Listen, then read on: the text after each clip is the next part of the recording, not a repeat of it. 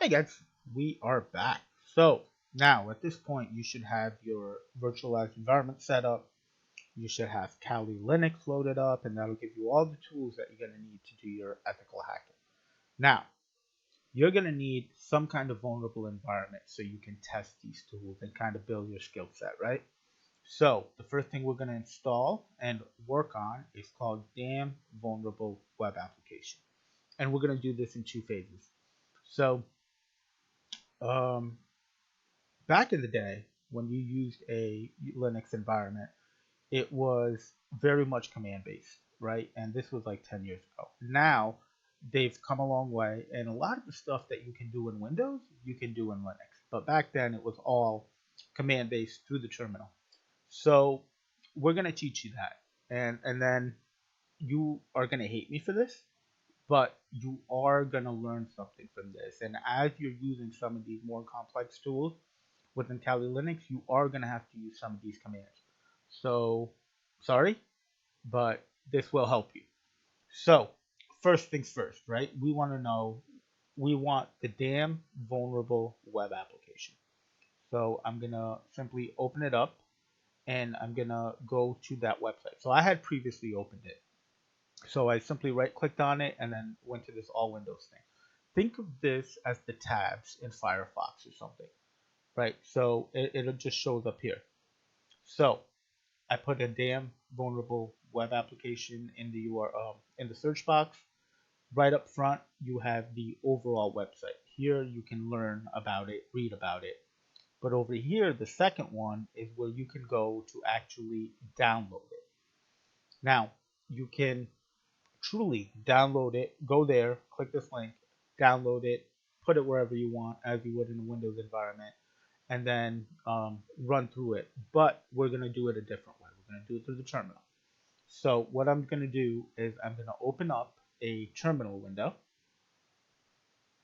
And as soon as that thing opens up, we're going to say, hey, you know what? Go to this website, which we just copied from there, and download this thing for me. So you're going to do git clone, and then just simply put the URL in. Okay? Now, again, remember what I said. You can download it, you can extract it, you can save it wherever you want. But look at this. This thing took care of that. Right? But you know what? We're going to go one step further. We're going to say, you know what? Download it, but put it on the desktop. So CD desktop. Okay? Now it's on the desktop folder. Because I'm lazy, I don't want to go and find this thing. And now we're going to do it again. Git clone. And paste it. Okay? And you'll see that it popped up over here right away. So, I was not kidding when I told you that I'm lazy. The DVWA in caps is different from DVWA in lowercase when it comes to this environment. So just so I don't have to go back and forth between caps and not, we're just gonna change this. We're gonna say move DVWA, DVWA, and we're gonna call it DVWA lowercase. Okay, now as soon as I hit enter, you'll see that the folder over here is gonna change. So now it's lowercase. See that? So we've downloaded this damn vulnerable web application on our desktop, and now we need to figure out where do we put it. So in order for you to do that, you need two things. You need to first of all figure out what are you going to use to run it. In our case, we're going to use Apache. And secondly, where do you need to put it so Apache can read it? So what we're going to do is we're going to open up a folder structure to figure out where does Apache want me to put it for it to run properly. So this has opened up. You're going to go to other locations down here. This will start taking you towards the root. Hit computer. Apache resides in etc, Apache 2, sites enabled, and this default configuration file.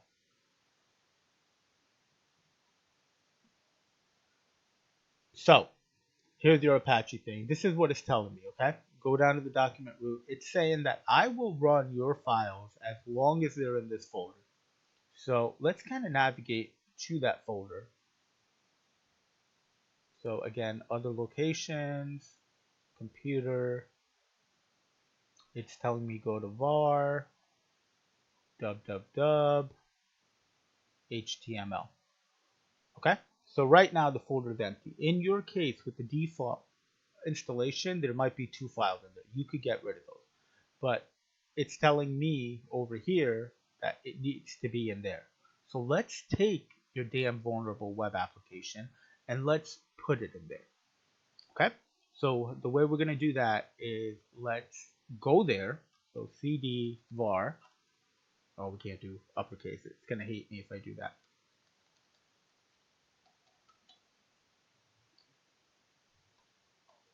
Oh, look at that. There's no file or directory. And the reason it's doing that is because we haven't put it there.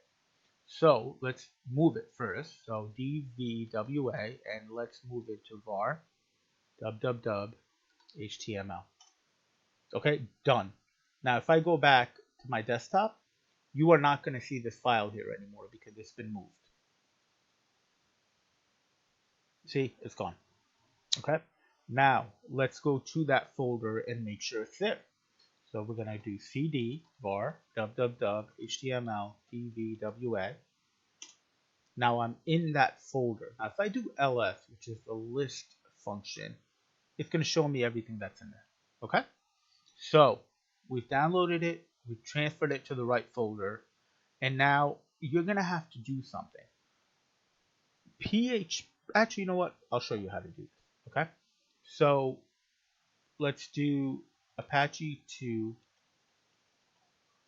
service Apache 2 start. So we're basically saying, hey, Apache, I know you're on this machine. Why don't you go ahead and get started, okay? And then we have to go and test if it's going to work. 127. What's home, right? 001. That's home, right? So we're going to do that. And then we know it's in the DVWA folder. And then let's do index.php. And that's not working, right? It's saying the configuration file isn't right. I can't find it. But the interesting thing about this is if I minimize this, let's go back to that folder. And you're probably wondering, why is he doing index.php? Because it's one of the files. Actually, you know what? Better yet, let's do it this way. We're going to say list again, which is ls. And you're probably wondering, here's index.php. That's the one I was trying to run, right? But when you look in here, they also have something in here called robots.txt. So if I go back to that terminal, go back to my browser, and I change this to robots.txt, you'll see that one worked. PHP didn't work, but robots.txt worked, right? So a text file is reading perfectly. It's not reading the PHP file. So what we need to do is we need to change something here. We need to go to the config. Now look up here, right? There's a folder called config.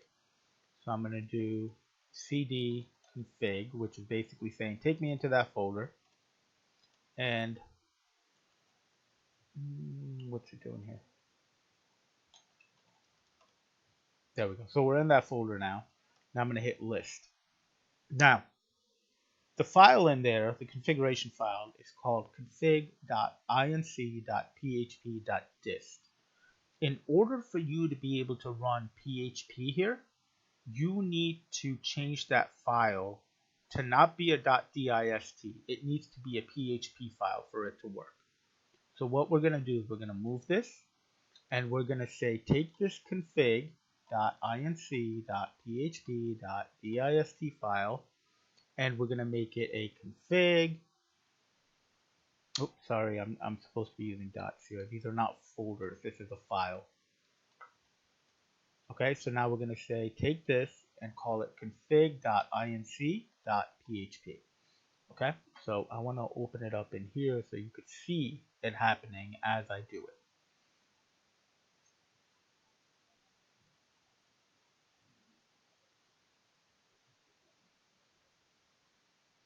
Okay, so it's the DST file, right? And I put in this code over here.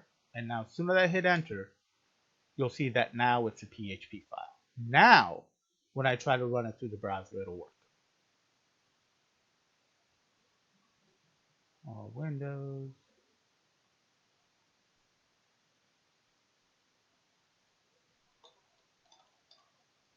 Index.php. And there you go. Okay? So, what do we do here? We started Apache. We changed the configuration file up so that it can work with PHP. And now you've got this thing up and running. So, now that you're over here, there are a couple of things that you need to do. You're going to look down here and it'll give you the error codes down here. So the first thing it's telling me is that it's unable to connect to the database. And the reason why it's unable to connect to the database is because we haven't started the service for MySQL yet. So I'm going to minimize this, and same exact thing to start the service for MySQL. Going to do service, MySQL, start. Okay, so it's working on that right now. Now, in the event that you're not sure if something is running or if it's not running and you just want to make sure, I'll show you the next command here that'll show you how to check the status of anything that you're running. So it went ahead and did that. Now, let's make sure that Apache 2 is running.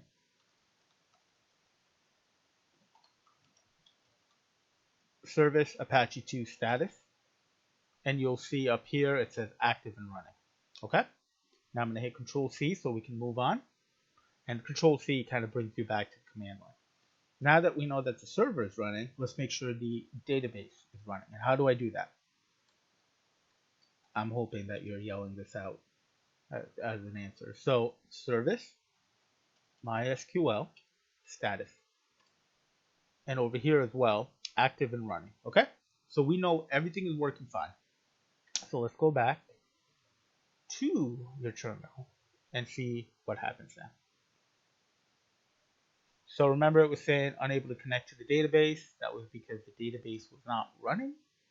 Now it is running. So now it's going to give you the option. Hey, do you want to go ahead and create the database so we can get going here? And I'm going to say yes. Let's get the ball rolling. And of course, we have another error. Okay? So there are two errors here. But at the end of the day, there's one root cause and one thing that we're going to fix. Number one is saying that it could not connect to the MySQL service. Check the config file. And your database is root. If you're using the MariaDB, which we are, then this will not work. So we need to do a couple of changes here. So I'm going to walk you through that, okay? So what this is saying basically is you're using root as your user and it doesn't want you to do that. So we need to create a new account and we'll call it something else. We'll give it root privileges and then that way we bypass this issue. So the way we're going to do that is we're going to minimize this window someday. And back over here again, we're going to do, how do we do this again? So MySQL, okay, that takes you into the database. And over here, it shows that we're using MariaDB. But we're going to say, okay, MariaDB, I want you to use MySQL, right? And now you'll see that it says none up here, but as soon as I did that, it changed the database to MySQL. Now we're going to create a user, and let's just call it root2, okay? And we're going to say identified by password. And you're going to close it with this colon, this semicolon, okay? And now the next thing is we're going to say, you know what, grant all the privileges to this account. So grant all privileges on to root2, semicolon again. Okay. Now we're gonna update user set plugin equals that, where user equals root. So we're tying it back to that root account. Now let's flush privileges. Okay. And now we need to go to the configuration file. So what we're gonna do, DVWA config. So we can close this out. I'm gonna hit Control C, and that gets me out of here and aborts everything. Okay, but all the changes have been done. So we're already in the config file. Let's go to ls. We know that this file is sitting there, right? Remember, this is the file that was the .dist. We changed it.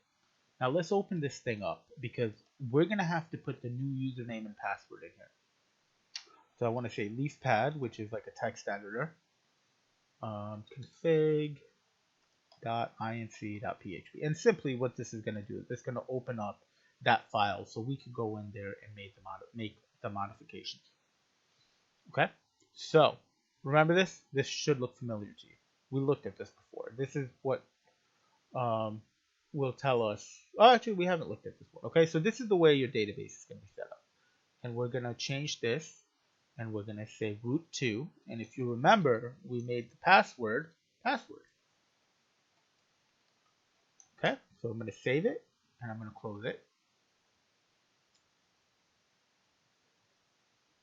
Okay, so create root2, which is the username, and this is the password. And that's simply what I put in there. Okay, now let's try and go back here. So all the errors that we've seen thus far, we've kind of worked through. So now if I hit the create the database button, it'll work. Because of my slow computer, the button might not work, but the function behind it will work. There it goes. So as soon as I hit that button, it created the database in the back end and it started working. So we need to log in, and the default username and password for damn vulnerable web application is going to be admin and password.